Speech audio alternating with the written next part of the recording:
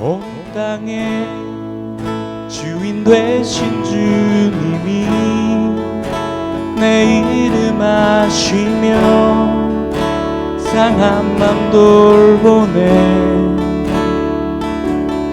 어둠을 밝히시는 새벽별 방황하는 내 맘 주의 길 비추시네.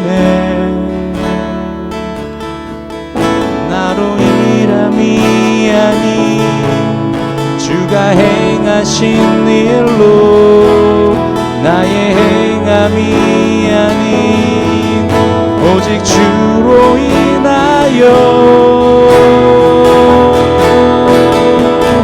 나는 오늘 피었다 지는 이름 없는 꽃과 같네. 바다에 있는 파도 안개와 같지만 주는 나를 붙드시고 부르짖음 들으시며 날 위하다 하시네. 온 땅에 주인 되신 주님이 내 이름 아시며 상한 맘 돌보네.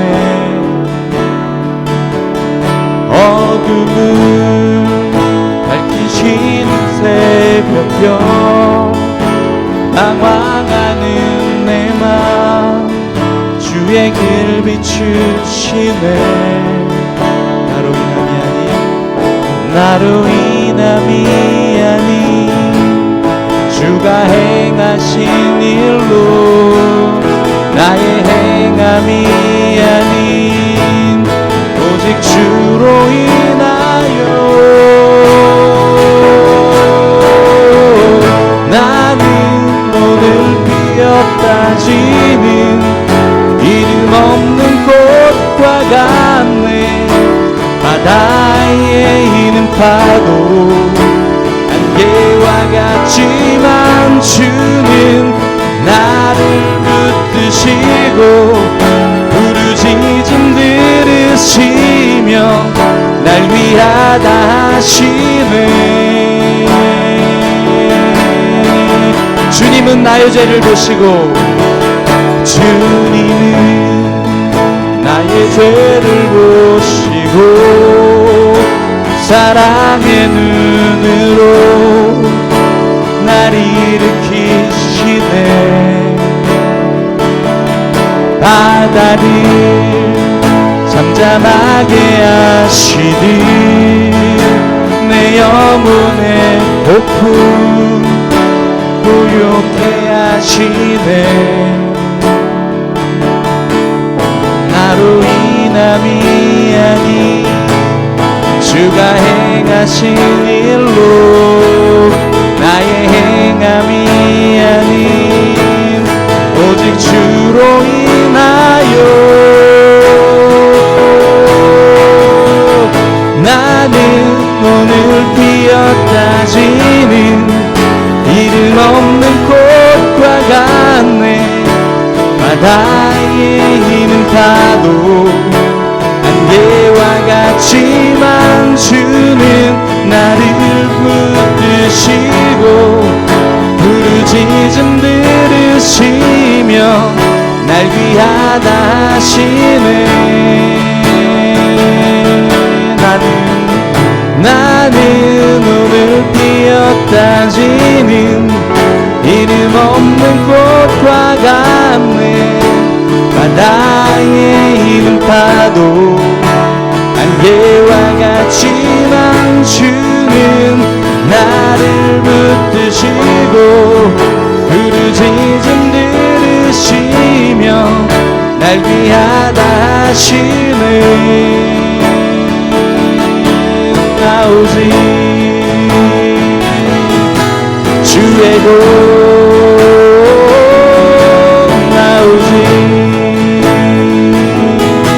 주의 공 나 오직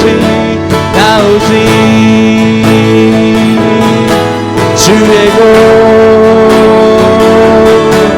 나오지 주의 것 나오직 주의 것 나오지 주의 것 나오직 주의 것 나오직 주의 것 나오지 주의 것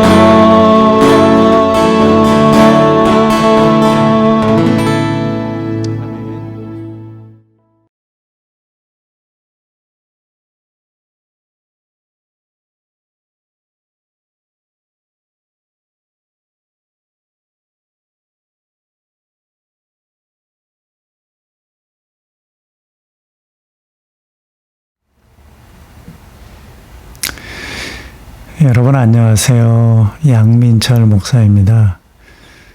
코로나19 바이러스로 인해서 작년 3월부터 희망찬 교회가 온라인 예배를 해왔죠.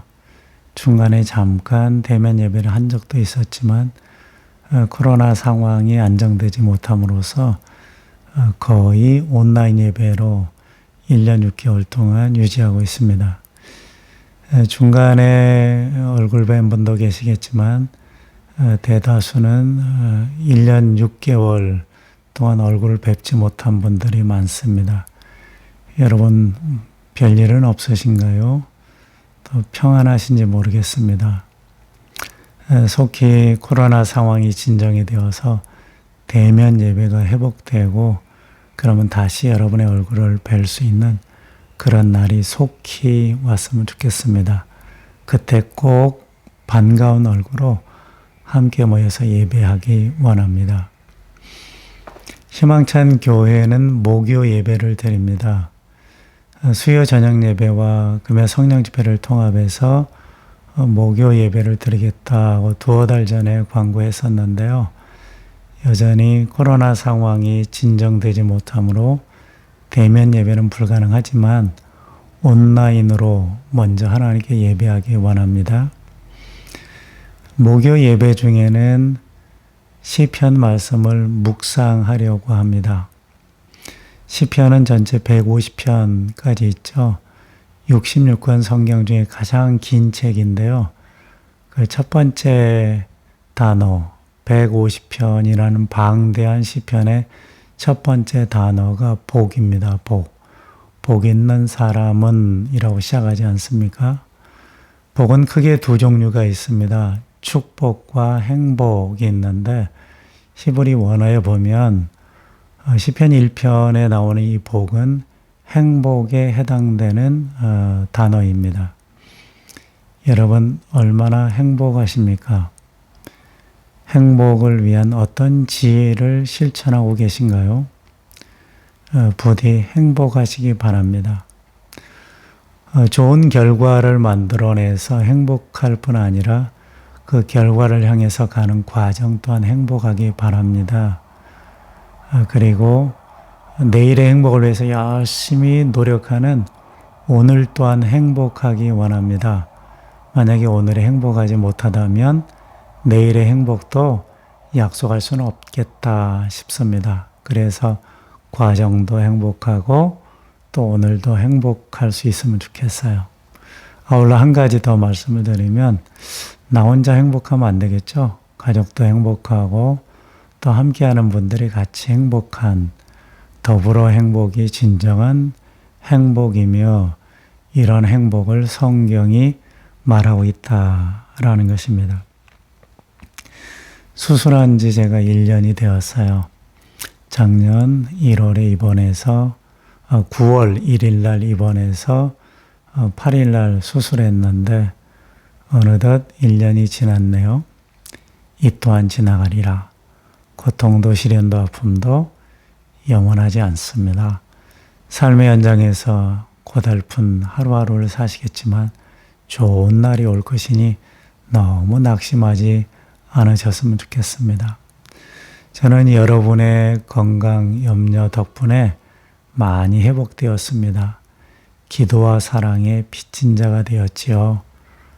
더 회복해서 더 좋은 모습으로 하나님의 말씀을 들고 여러분을 찾아뵙도록 그렇게 하겠습니다. 제가 투병하면서 느꼈던 거, 암 수술 이후에 느꼈던 거, 이런 말씀을 꼭 드리고 싶습니다. 1년 정도, 암 발견 1년 정도 기간에 제 마음에 즐거움이 없었습니다. 너무 피곤했고 스트레스도 많이 받고 해서 마음속에 늘 있었던 그 즐거움이 사라진 지 1년 만에 제가 암 환자로 발견된 겁니다. 그래서 즐거움을 잃으면 건강 또한 잃을 수 있다, 이런 말씀을 드려봅니다. 어떻게 하든지 즐겁게 사셔야 합니다. 그래야 건강해지기 때문입니다. 즐거움을 지키면 건강을 지킬 수 있다, 이렇게 말씀을 드리고 싶습니다. 부디 행복하고 건강한 우리 믿음의 가족들 되시기를 바랍니다. 시편 1편은 두 종류의 사람을 소개합니다. 하나는 복 있는 사람, 다른 하나는 복 없는 사람. 복 있는 사람은 어떤 사람이에요? 하나님의 말씀을 늘 읽고 그 말씀을 생각하는 거죠. 어떻게 생각을 길게, 깊게, 실제적으로 하는 거. 이걸 묵상, 큐티라고도 하지요. 그래서 그 말씀이 성품이 되고 또 가치관을 형성하게 되고 삶이 되면 그는 행복한 사람이 될 수가 있어요. 그리고 그와 더불어 함께하는 사람도 행복할 수 있겠다라는 것입니다. 두 번째는 복 없는 사람입니다. 복 없는 사람은 하나님 말씀을 무시해요. 악인의 꾀를 따라 살며 죄인의 길에 서기를 좋아하고 오만한 자들과 앉아서 교만한 말하는 것을 좋아하는 사람. 이런 사람은 복 없는 사람입니다. 자기 혼자 행복하다고 착각할 수는 있어요. 그런데 그를 바라보는 사람이 전혀 행복하지 않습니다. 하나님 보기에도 합당하지 않아요. 이런 사람이 궁극적으로 행복할 수 있을까요? 그럴 수 없다라는 것이 성서의 가르침인 것입니다. 그렇다면 우리가 행복하기 위해서 어떻게 해야 될까요? 이웃에 대한 태도를 점검하셔야 됩니다. 만약 내가 이웃에게 해를 끼치고 이웃을 슬프게 하고 이웃과 나쁜 관계를 형성하면 그는 결코 행복할 수가 없다라는 것입니다. 나무가 숲속에서 더 왕성하게 자라듯 인간은 인간과 더불어 살면서 행복을 추구할 수가 있는 것입니다. 그러므로 타인과 좋은 관계를 가지시고 또 타인에게 내가 유익을 주는 사람, 타인을 행복하게 하는 사람이 되면 나도 자동적으로 행복해질 수 있다라는 그런 믿음을 가지셨으면 좋겠습니다. 만약 우리가 타인과 좋은 관계를 형성한다면 그 자체가 행복할 뿐 아니라 내가 위기를 만났을 때 나를 위해 아파하며 기도하는 사람이 많을 것입니다. 내가 어떤 선한 일을 할 때 나를 돕는 사람이 많을 것입니다. 그런 의미에서 성품이 중요하고 사람을 대하는 태도가 중요한 거죠. 성경이 바로 그러한 것을 가르치고 있고 예수님은 이웃에게 어떻게 해야 되는지 아주 좋은 모델이 되신다라는 것입니다. 이제 결론적으로 이런 말씀을 드려봅니다. 행복은 두 가지 종류가 있습니다. 비유적으로 두 가지를 설명하면 하나는 마약 같은 행복이 있습니다. 마약하는 사람은 마약으로 인해 행복하다고 느끼지만 그를 바라보는 사람은 전혀 행복하지 않습니다. 다른 사람한테 나쁜 일을 행할 수도 있는 것입니다. 그런데 본인은 행복하다고 착각하며 살아갈 수 있지만 결국 망하게 된다. 이런 행복은 성경이 말하고 있지 않습니다. 이런 행복은 사탄의 유혹입니다. 두 번째 행복은 이런 행복입니다. 아기 낳은 집의 행복. 아기 낳을 때 산모가 얼마나 통증을 많이 느낍니까? 아기가 태어나기 전까지 가족들이 마음을 졸이며 기다리잖아요. 그런데 그것은 축복입니다. 새 생명을 이 땅에 탄생하게 하는 고통이고 마음 졸임이기 때문에 그렇습니다. 그래서 산부인과 병동에 가면 다른 병동보다는 분위기가 참 좋습니다. 왜냐하면 새 생명이 탄생한 것이기 때문에 그렇습니다. 성경이 말하는 행복은 마약과 같은 행복이 아니라 아기 낳은 집의 행복과 같은 것이다 라는 것입니다. 부디 우리 믿음의 가족들의 행복이 아기 낳은 집의 행복 같은 그런 행복, 시련도 있고 어려움도 있지만 그리스도 안에서 함께 웃고 축복할 수 있는 그런 가정이 되시기 바라고, 나만 행복한 것이 아니라 나와 함께하는 다른 사람도 나로 인해 유익을 얻음으로 더불어 행복할 줄 아는 그런 사람 되시기 바랍니다. 부디 우리 모두 행복한 사람이 되어서 하나님의 나라가 얼마나 행복한 나라인지 보여줄 수 있기를 간절히 소망해 봅니다. 감사합니다.